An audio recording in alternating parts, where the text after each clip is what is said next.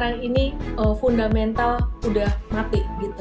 Perusahaan yang fundamentalnya bagus mati. Jadi nggak bisa lagi pakai analisis fundamental. Sebenarnya kacamatanya dari mana dulu sih? Semua orang udah hopeless dengan Unilever.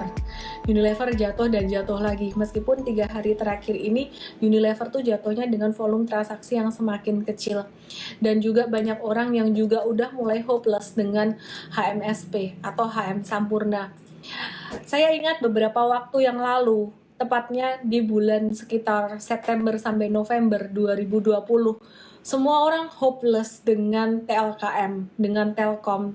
Nah, waktu itu benar-benar mereka udah nggak ada harapan Telkom ini bakalan naik atau enggak sih. Tapi long story short, PT Telkom Indonesia akhirnya juga mengalami satu bullish reversal yang cukup bagus sekali. Mungkin juga karena terdorong sentimen digital juga ya, telekomunikasi gitu.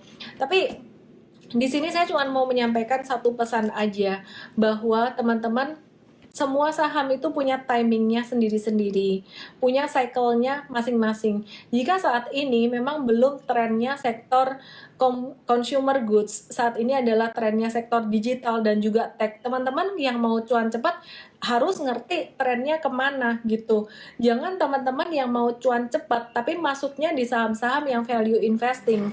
Nah, kalau saham-saham yang value investing biasanya geraknya bakalan lambat. Perlu digarisbawahi, saham-saham yang value investing ini geraknya bakalan lambat. Kenapa? Ya namanya aja value terdiskon, ya valuasinya terdiskon. Harganya murah, kemudian valuasinya murah. Biasanya kenapa dia bisa sampai murah seperti itu? Karena lagi ada problem baik internal maupun eksternal. Nah, yang terjadi saat ini pada perusahaan-perusahaan consumer goods, seperti contohnya Gudang Garam, HMSP, Unilever, ICBP, Indofood, ada beberapa hal seperti yang saya sempat sebutkan beberapa waktu kemarin. Yang pertama, memang trennya lagi tren digital. Yang kedua, perusahaan-perusahaan consumer good ini dianggap growth-nya itu sudah sangat terbatas sekali. Kenapa growth-nya terbatas? Ya, quantity nggak bertambah, sedangkan harga juga nggak bisa bertambah tinggi. Nanti kalau harga bertambah tinggi, pastinya mereka juga akan dapat revenue dan profit lebih banyak. Yang ketiga, harga bahan bakunya. Bahan baku meningkat. Kenapa? Karena komoditas juga harganya naik sehingga penjualannya tetap bahkan agak-agak turun penjualannya. Orang-orang juga nggak banyak berbelanja mungkin. Tapi yang terjadi bahan baku komoditasnya tuh naik. Nah, itu yang menjadi satu tekanan juga buat perusahaan-perusahaan consumer good ini. Kemudian sentimen berikutnya yang semakin menekan Unilever adalah sebenarnya free float yang aku sempat bahas sekitaran 2-3 minggu yang lalu, di mana Unilever ini sempat aku sebutkan juga free floatnya itu kecil, sehingga ada kemungkinan investor-investor besar, investor reksadana itu mereka ngebuangin saham-saham yang free floatnya kecil dan menambah porsi di perusahaan yang free floatnya lebih gede gitu. Sehingga kalau misalkan terjadi seperti itu, mereka jualin Unilever, nggak heran Unilever ini turun salah satunya gitu. Nah, buat teman-teman semuanya, aku sih bukan mau merekomendasikan untuk saham-saham itu, enggak. Kalau untuk jangka pendek udah pasti sektor-sektor yang berkaitan dengan teknologi dan digital itu juga menarik gitu. Tapi kalau teman-teman view-nya untuk jangka panjang banget, untuk long term investing sebenarnya cukup reasonable untuk perusahaan-perusahaan ini. Sekali lagi ini bukan satu perintah beli jual atau rekomendasi ya, cukup reasonable. Misalkan seperti ICBP atau Indofood ini valuasinya benar-benar sangat murah sekali dan ini juga bukan perusahaan yang jelek gitu. Jadi it's just a different time frame, different time horizon of investing versus trading. Makanya teman-teman kalau bukan mentalnya berinvestasi, jangan long term investing.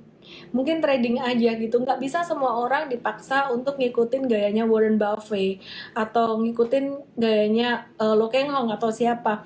Mereka benar-benar paham akan esensi di dalam investasi itu membeli perusahaan. Dan ketika membeli perusahaan, membeli ketika valuasinya terdiskon, itu tantangannya adalah sahamnya masih belum naik. Kalau udah naik, namanya trader. Ingat-ingat selalu, investor buy the company and trader trade the trend. Artinya apa? Kalau kamu masih mikirin harga saham, tren harga sahamnya, wah Unilever trennya turun, jangan investing di Unilever. ICBP trennya turun, jangan investing di ICBP. Terlepas dari apapun nama sahamnya, itu kacamatanya salah. Jadi kalau untuk investasi jangka panjang, lihat fundamental dan valuation. Kalau kamu pengen cepat harga naik, lihat tren harga saham. Nah sekarang, harga saham apa aja yang sekarang lagi trennya naik? At least sideways cenderung naik gitu ya.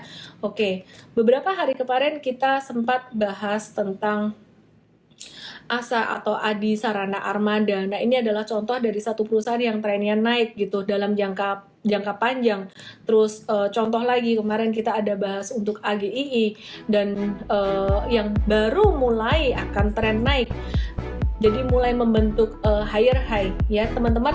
Besok saya akan buatin satu video gimana caranya mengenali tren harga saham di YouTube. Teman-teman langsung aja subscribe YouTube-nya Mtrade ID.